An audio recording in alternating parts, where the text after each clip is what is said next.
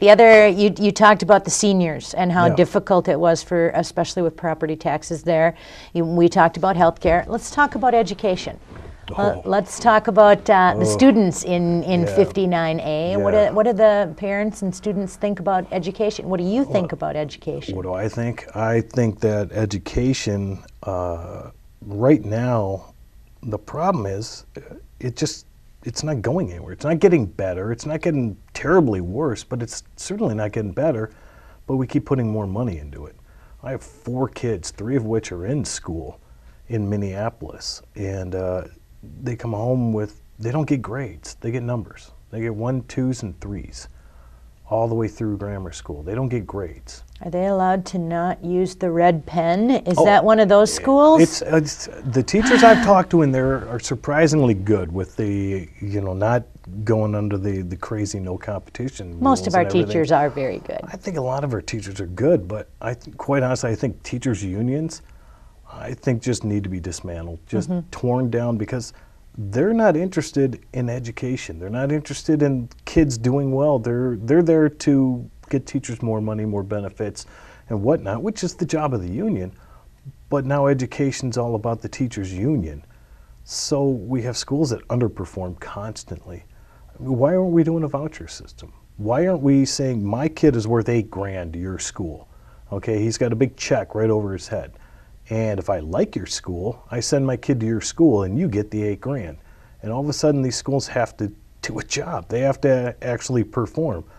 I mean, I was arguing with a teacher just the other day, and she was telling me teachers aren't treated fairly. And I said, really? They get $52,000 a year and they work 8.5 months a year. You're telling me they don't get paid fairly? They get tenure. After 3 years, they're eligible for tenure. I've never worked a job in my life where they've said, I can't fire you tomorrow. They have a pension program. They have the best benefit program in the world. They have a better benefit program than I have ever had in my entire life. And we keep putting them up on these altars, and I'm sorry, but teachers are just like any other job in the world. If you suck at it, you should get fired. It's just that simple. Any job I've ever worked in my life, if I wasn't really good, I got fired. But teachers, we seem to we lose all sensibility. We go, oh, they're raising our children. Yes, that's your job to raise your children. You're a parent. It's their job to teach my kids how to read and write. History. My kids don't learn history in class anymore. Here's something I do. I ask people who the first 3 presidents of the United States are all the time. I entertain at the Renaissance Festival. I ask people all the time, who are the first 3 presidents of the United States? Do you think anyone ever knows? No, they have no clue. But I can ask, who are the judges on American Idol? And everybody can name the 3 judges on American Idol. I can't name the 3 judges on American Idol, but they can. But nobody can tell me the first 3 presidents of the United States. Okay, there are 4 judges on American Idol. See, I don't even know how many judges there are. You did, and I'm trying to remember their names, and I can only think of 2 of them. I know Simon. I know Simon. That's the only one I know. And I know Randy, and I don't know. Okay, that's his name. I didn't even know his name.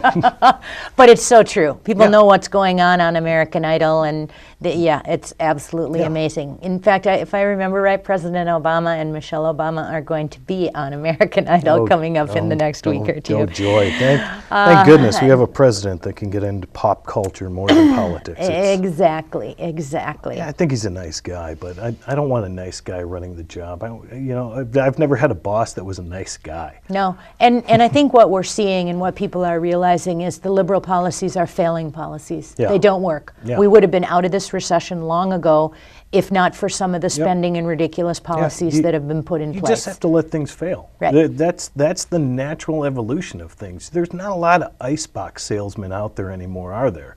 There's no guys making buggy whips anymore. There's no wagon guys out there, selling horse-drawn carriages. Things evolve. Just because somebody's business goes under doesn't mean you need to bail them out and keep them going. I'm sorry if GM's having problems. I really am. Tell them to talk to Ford. Yeah, go talk to Ford. They didn't take the money, and somehow they exist. Don't talk and are making money. Yeah, don't talk to Toyota, whatever you do. Yeah.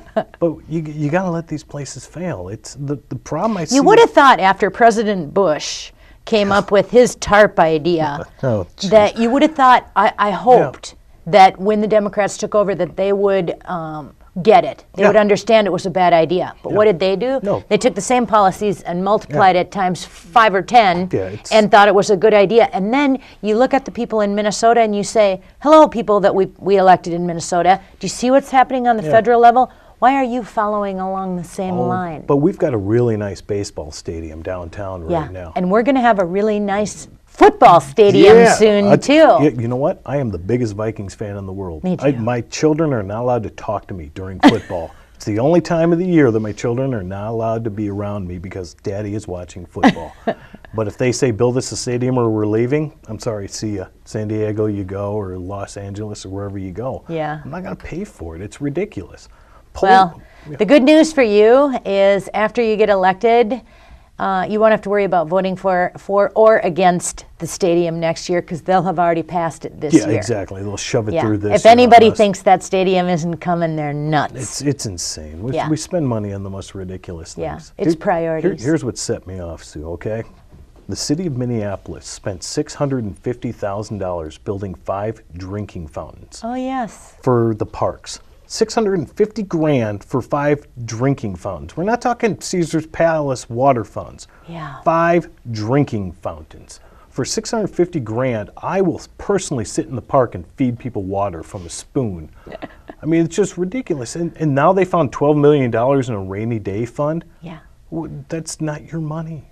You don't earn anything. Why do you? And they tax you for everything from your street lights to your stormwater runoff to your Minneapolis has the highest taxes in the upper Midwest. Oh yeah, highest taxes in the upper Midwest. Insane. It is insane. Whenever I sit down, most of the people in my district are DFL, and I keep telling they just don't realize the DFL left them a long time ago. Yeah, that's why I keep trying to tell my friends. I say we're not going to get anywhere telling DFLers they're stupid. Nope. Okay, and you're not going to, you just don't win that argument. You just put people right on their heels to begin with.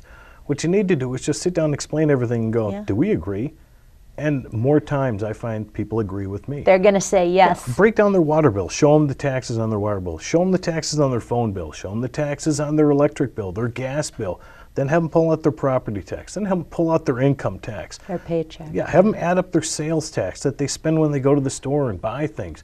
Break down their gasoline tax that they never see. If they're a smoker, God forbid, the evil smokers. Look at how much they pay per pack. And if they drink, oh, geez, look at how much they're they're eyeing you again this year. And look out for the fat people, too, by the way. Oh, yeah, fat people are going to get, you're going to get fat But I figure tax. we have this down to a science now because now with Obamacare, on our tax return, we're going to have to include our certificate of insurance. So we can just fill out our BMI and just pay the tax right there. Just mail in your check. That's Mark, the only tell thing people how would they find more information about you? The website's going to be up soon, and it's forhouse.com. Good, because I can barely pronounce your last name, so Mark for House works. Just markforhouse.com. Also, I'm on Facebook, Mark for Minnesota House. Mark for Minnesota House on Facebook, yeah. Good, I can remember that one. Yeah, I keep my last name out of it. It's too hard to remember. Okay, and we're down to the last minute now, so tell people why they should vote for you. Why they should vote for me? Because they're sick of politicians. I'm not a politician. I don't want the job. I know, that's why I like you. Yeah, I have nowhere to do it. I will always say what's on my mind, and I won't mix words. I don't BS around. I had business cards made up a couple of years ago that just simply said GSD underneath my name. Get stuff done. And that's all I do. Very good. Yeah, I don't mix around, and I'm going to use common sense with things. I'm not going to be a party line voter like we have in there right now, where people, if it's right or wrong, they just vote along party. They already, aren't crazy about me to begin with. So I'm going to vote what's right and what's wrong, and I'm always going to be on the line of, if this is stupid, we're not going to vote for it. If this makes sense, okay, we'll vote for it. Excellent. Very refreshing to have some common sense. Well, I try. Oh, thank you so much, Mark. Thanks for the interview, Sue. Appreciate it. Best of luck to you. Thank you.